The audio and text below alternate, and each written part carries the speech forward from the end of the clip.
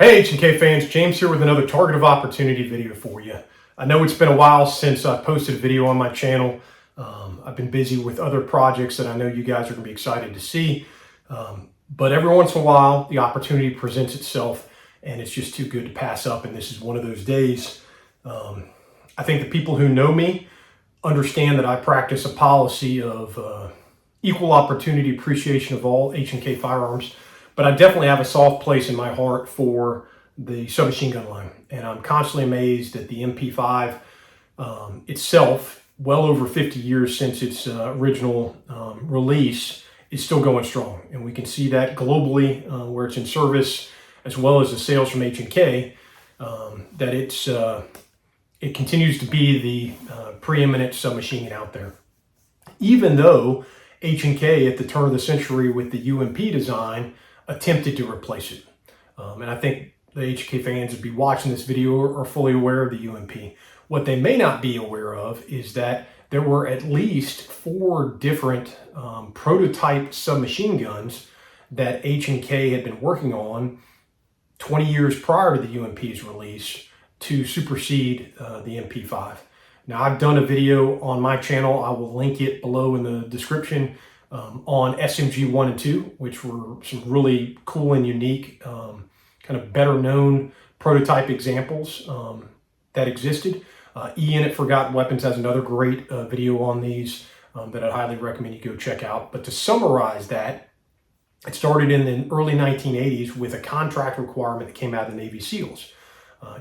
With them emerging from the Vietnam era, you can imagine that they had quite a selection of disparate submachine guns in all the different teams, none of which that really satisfied their need. So this new requirement came out. H&K presented the MP5, but in true H&K fashion, always wanting to kind of push the bounds and try something new, they also presented them with another submachine gun, a complete departure from the MP5 and the other roller delayed guns with what became SMG 1 and 2, which most notably aren't roller delayed at all and use an extensive use of polymer construction. Now, in the end, the SEALs tested both the MP5 and SMG 1 and 2, and though the SMG 1 and 2 were received well and they really liked them, they went back to H&K and said, hey, we really like this MP5. Can you make a few tweaks to it? And we'll just take that. And that's, of course, what became the MP5 Navy. And though SMG 1 and 2 kind of got shelved over at H&K, and we saw the MP5 series continue to get updated and modernized throughout the next 15 years with MP5 KPDW, the 10mm 40 versions, MP5F, and now MP5 MLI. It wasn't until the turn of the century with the UMP that we saw another kind of completely different submachine gun come out in the UMP. And most people are unaware that there were other developmental guns after SMG 1 and 2 and leading up to UMP that H&K was kind of quietly working on. And I just happen to have one of those here today to showcase for you. So with all that said, and without further ado, why don't you grab yourself a tasty beverage, follow me around the workbench, and we'll dive right in. Okay, so here it is. This is, as you can see, MP5 PIP, or Product Improvement. It's an interesting naming convention because if you've seen my video on SMG 1 and 2, you will appreciate that this is much more in resemblance visually as well as functionally of those models which preceded this, as well as the UMP that would follow, than it is MP5. Besides the sights and the barrel and maybe the caliber, this doesn't share anything with the MP5, but the name remains as such. So this one actually, as you might be able to tell here, is not a fully functional example. This is actually a developmental design model that was used to showcase the actual size and dimension of the weapon and some of the external functions, but does not actually fire. You can't take this apart and see the internal features.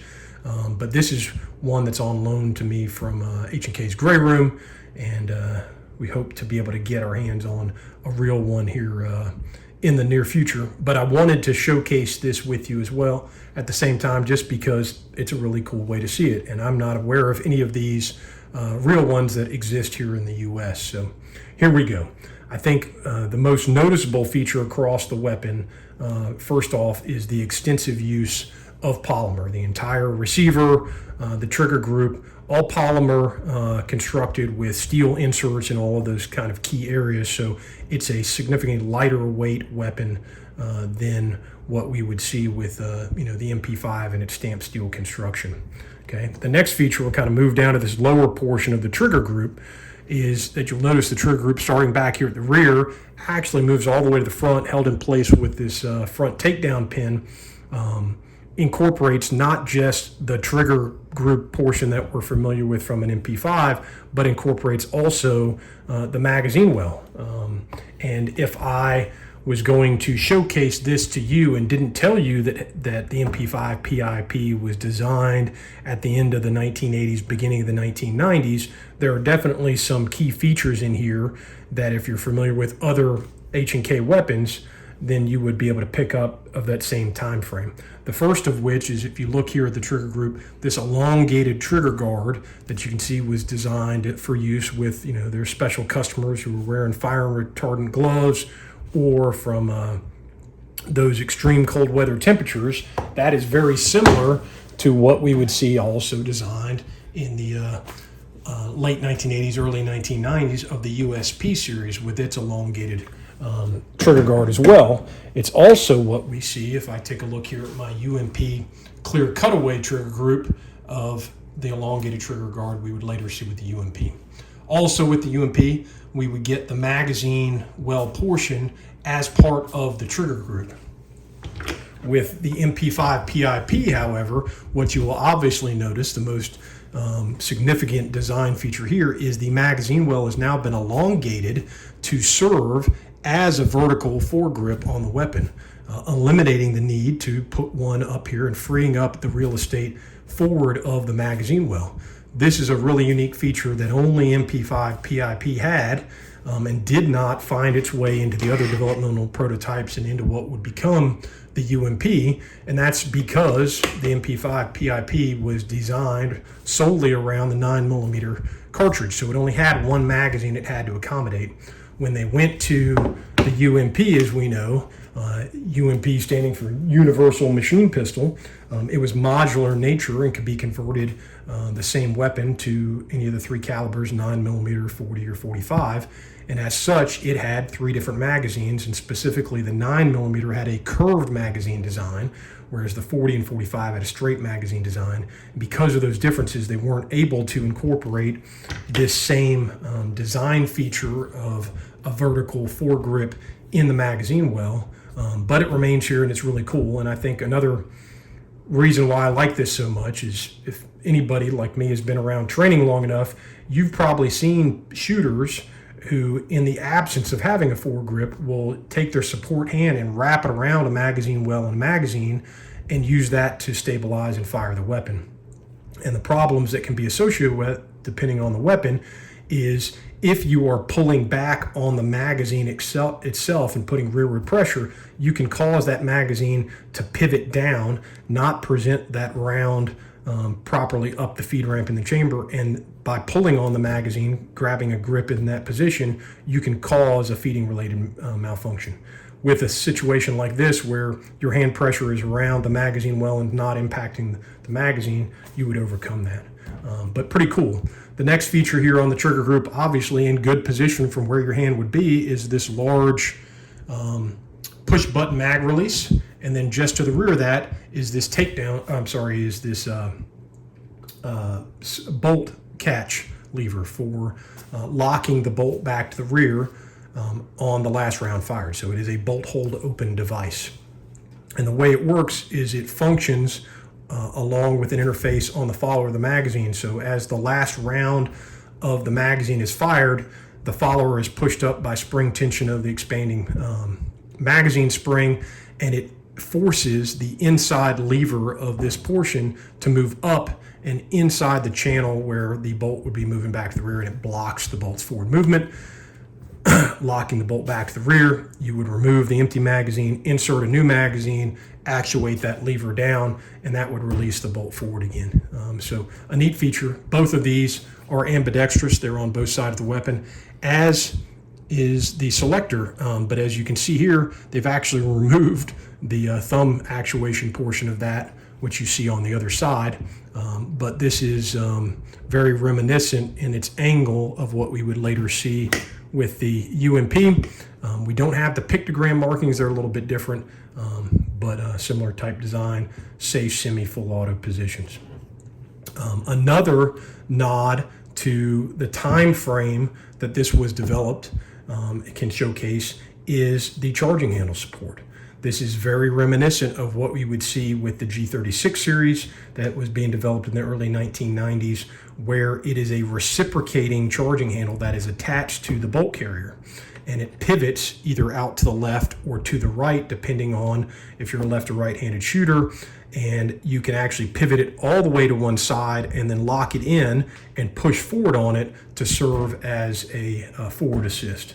So that's a neat feature and a departure from the left-handed, charging handles we've seen on all the other roller blade guns like the MP5. And what is also interesting is that even though it was on the MP5 PIP, by the time we got to the UMP, they had abandoned this and gone with the earlier MP5 style left side channel. On top, we get more of a Stanag type mount for optics, and I think this is, again, shows the time frame. This predates Picatinny rails as being the industry standard, even though you have a notch here.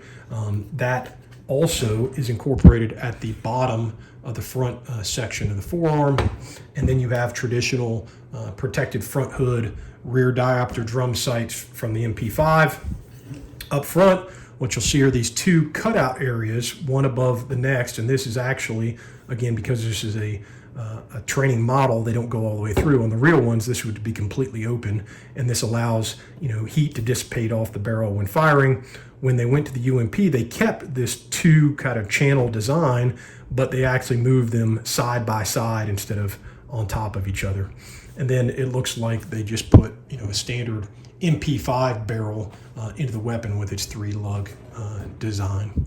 The last really kind of noticeable feature here is the stock. It's a telescoping model like the A3 stock on the MP5s, but it's more reminiscent of what we saw with SMG2. Very low profile, especially at the back. You push down on a button at the rear and it will allow it to extend out the back and then compress again. So a very cool weapon that I wanted to showcase here. And as we are in the middle of working on the Vickers Guide H&K series books, of which volume 2 is going to be completely dedicated to the H&K submachine guns and personal defense weapons, it's been a lot of fun for me to get to research unique models like this, and we're looking forward to a trip over to Germany later this year and hopefully get toured around at HKO and get our hands on the real actual prototype models so we can show those with you as well. Okay, so I hope you enjoyed the video and getting a chance to take a closer look at one of these really unique prototype examples. You probably have never heard of, and if you had heard of, I'm confident you guys learned some more here today. As always, I'm humbled to share my knowledge and experience with you. If you're looking for H&K service and support or unique training opportunities, give me a shout. That's what I'm here for. Thanks, guys.